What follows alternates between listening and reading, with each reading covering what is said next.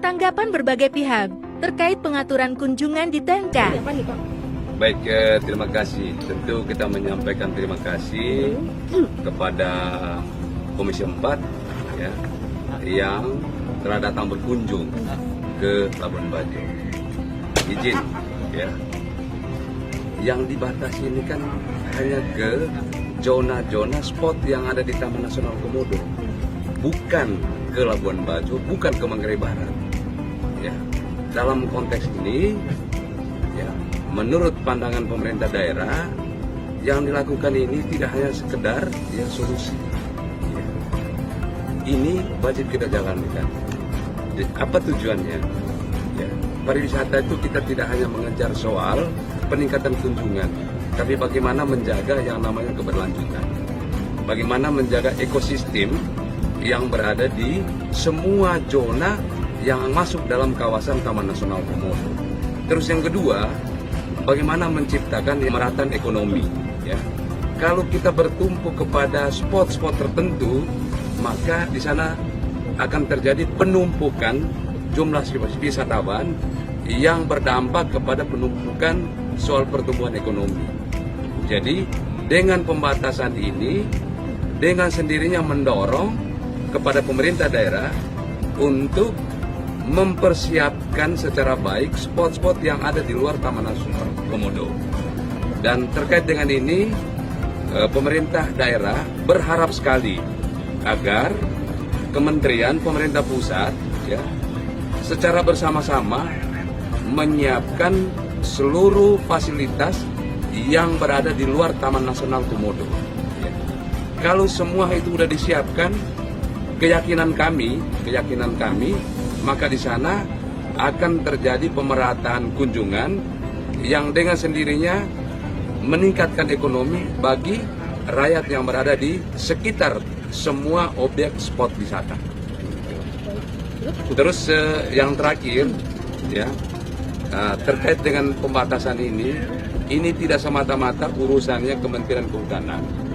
Maka ya mesti duduk bersama dengan kerja kolaborasi Kementerian Pariwisata, Perhubungan, Lingkungan Hidup, KKP, termasuk Kementerian Dalam Negeri yang mengayomi seluruh pemerintah daerah supaya kita punya visi ya yang sama untuk membangun kepariwisataan yang bisa berdampak kepada semua sektor. Terima kasih. Juga tetap menyeimbangkan dengan kepentingan ekonomi supaya pertumbuhan ekonomi di Labuan Bajo khususnya Kabupaten Manggarai Barat bisa terus berkembang. Nah, dari penerapan kuota pembatasan wisatawan dari tanggal 1 sampai 22 April itu juga kami ada penyesuaian. Jadi ada beberapa hari yang kemudian memang terjadi over ya dari lebih dari 1.000, maka kemudian ada 8 hari juga kita di lapangan ada penyesuaian. Intinya adalah kami tadi menampung aspirasi dari asosiasi pengusaha wisata di Labuan Bajo. Tadi juga ada Pak Bupati yang mewakili Pemda. Ke depan kita akan melakukan kajian bersama yang juga akan melibatkan dari Pemda dan juga dari perwakilan asosiasi pengusaha wisata di Labuan Bajo. Tapi ke depan kita juga harus mengembangkan destinasi wisata alternatif, terutama di daratan Flores, khususnya di Manggarai Barat. Salah satu yang Kementerian Kehutanan akan membantu mengembangkan adalah konservasi ex situ wisata berbasis komodo, tetapi di luar kawasan Taman Nasional Komodo. Misalkan di daerah Gunung Mori, di situ sudah dibangun tempat pertemuan, resto, dan itu ada potensi di lembahnya itu ada komodo yang besok insya Allah kita akan lakukan survei dan pembahasan supaya ke depan bisa dikembangkan. Dan tentu juga harus diintegrasikan dengan destinasi wisata yang sudah dikembangkan oleh pemerintah daerah. Ya, ada Puncak Waringin, ya, ada Gua Batu Cermin dan yang lain-lain. Gua Rangko. Semoga ke depan itu akan lebih terintegrasi dan memang dibutuhkan kolaborasi antara Kementerian Kehutanan dengan kementerian yang lain. Misalkan ada Kementerian Perhubungan, kemudian juga Kemendagri, lingkungan hidup, pariwisata, Perikanan.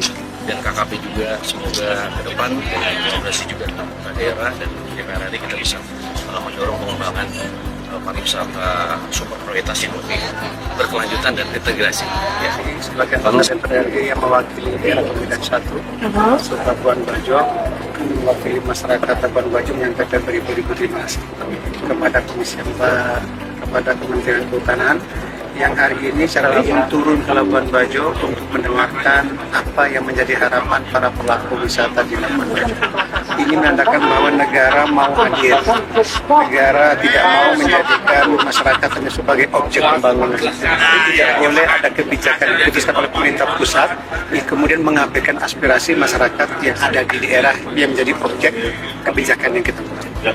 Tentu sebagai anggota DPR kami berusaha semaksimal mungkin apa yang menjadi harapan masyarakat ini bisa ditampung dalam kebijakan yang akan dibuat oleh Kementerian Kehutanan berkaitan dengan bagaimana kita menjaga keberlangsungan Taman Nasional Komodo, tapi tidak kemudian meninggalkan harapan masyarakat yang telah menjadikan ini harapan hidup mereka dan semangat untuk ikut menjaga juga ada di antara mereka. Jangan sampai kemudian kebijakan ini mengabdikan mereka, yang kemudian ke depan mereka itu tidak bertanggung jawab untuk menjaga keberlangsungan Taman Nasional Komodo. Sehingga hari ini tentu sebagai anggota DPR di sini, kami sangat senang pemerintah turun dan tadi ada yang baik yang sudah disampaikan oleh Wakil Menteri Kehutanan bahwa aspirasi yang disampaikan oleh masyarakat tadi akan ditampung, dikaji lagi dan kemudian akan ada pertemuan lanjutan yang secara kolaboratif bersama-sama antara berbagai pihak, termasuk juga nanti dengan Bupati, kemudian Menteri Kehutanan dan wisata tadi. Kita berdoa dan mudah-mudahan nanti keputusan terbaik yang bisa menyenangkan semuanya dan kita bisa menjamin bahwa keberlangsungan Taman Nasional Komodo ini semakin baik ke depan. Begitu ya.